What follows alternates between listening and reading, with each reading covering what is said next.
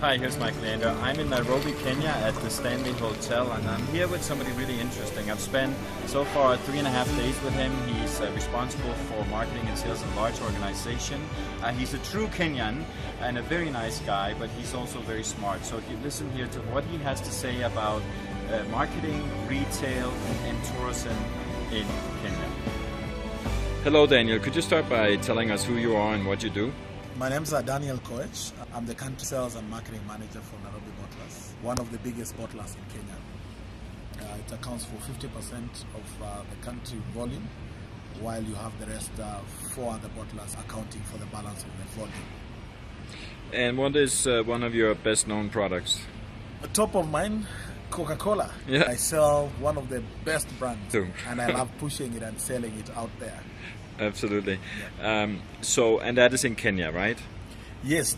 Just to give you Kenya in perspective, Kenya is becoming one of the biggest hubs within East African countries, where if you really want to make an entry in East Africa, then you really must start with Kenya and expand outside of Kenya. Kenya has a population of 47 million people and growing at the rate of 3.4%. Estimated GDP of 6% by end of 2016. If you look at marketing in Kenya, how do you view what's going on in the marketing sphere in Kenya when compared to the rest of the world, or specifically to the rest of Africa? We have good brains in Kenya in terms of marketeers. That will be seen by quite a lot of innovations that is homegrown coming out of Kenya. When I look at what Koech is doing from an innovation point of view, their advertising, their communication, both above the line and below the line, is quite a lot of innovation going into that direction. When I look at other brands like Safaricom, Unilever, there's quite a lot of innovation that all these corporates are doing. Banks coming in a lot with quite a lot of innovation. So when I look at the group and the brands within Kenya from a marketing point of view, I think we have good marketers. So you're responsible for both sales and marketing, and I understand you have a team of about 500 people. So have you managed to get sales and marketing to work very closely together with joint metrics and stuff like that, or is that still a challenge? Very interesting. We've done quite a lot along sales and marketing, and I must say, before in my previous roles, we used to be separate. We used to be marketing on its own and then the sales team on their own. And there was always this constant health fight between the marketing team and sales team. That tension is good and healthy, but to make things work faster, organizations where we have sales and marketing under one umbrella, head by one person or one commercial, who understands both, who's been very good, strong in marketing and now strong in sales, can really quickly make things work faster. Very good. And if we look at the retail sector in Kenya specifically, how is that evolving now? What's happening? And how are you addressing those changes within the retail channel?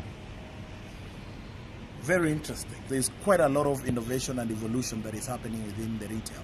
To start with, I think it's one of the sectors that is really contributing quite a lot to the economy of Kenya. That is the retail and the wholesale business. Having said that, you will again see there is quite a lot that is happening within the retail. So many global brands and retail chains wanting to have a piece of a pie within the Kenya and the East African market. Recently, we've had big chains like Carrefour coming into Kenya. We have quite a lot of QSRs coming into Kenya. We've seen Pizza Hut, we've seen Burger King also making inroads. We've seen News Cafe from South Africa, Ocean Basket. We've seen again the same thing happening within the hotel industry. Radisson now opening, 2C2 in Kenya. So there's that opportunity. Everyone wants to have a pie within Kenya. So retail is growing at a very fast rate. We are seeing also government having a vision of 2020 vision, where they want to have an anchor chains, and they are looking at one of the chains to be a center of excellence and supporting that arm of retail, so that the government sets the example as while the private owned businesses also being the anchor. Very good. So just one last question. Tourism in Kenya has been decreasing. What does Kenya need to do to attract more tourists? Kenya has gone through a lot, and I think what impacted a lot of the tourism sector a bit was last year when we had all these insecurity issues, which has been ably been addressed by government. Today, we've seen really good security. We've seen a lot of investment going along that direction to create good environment where tourists can enjoy, they can come and walk both day and night without worrying.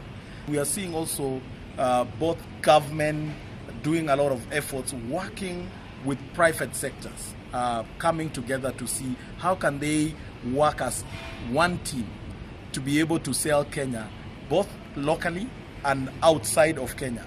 The government has introduced incentives. If you travel, you have incentive reliefs that you can get from a taxation point of view. We are also seeing the private sector, led by the Kenya Association of Hotel and Keepers, really bringing in both private and public institutions within the tourism sector to come and discuss how can we better market Kenya. We are also seeing the government putting a lot of efforts within the tourism. We have a new minister who is really focused in driving tourism, and a lot of funds also have been channeled into the tourism to sell Kenya outside. We've had a lot of international convention happening where Kenya is being sold out there as a brand, as a destination. And of course, what we normally Kenya is known with athletes, and we are doing quite a lot out there. We are also in sports, rugby doing very well. Our volleyball girls are doing very well, excelling out there. I think these are brands that really positions Kenya very well. I think Kenya is the only country where in less than 5 kilometers, we have a wildlife orphanage where you can see the big five just next to the city.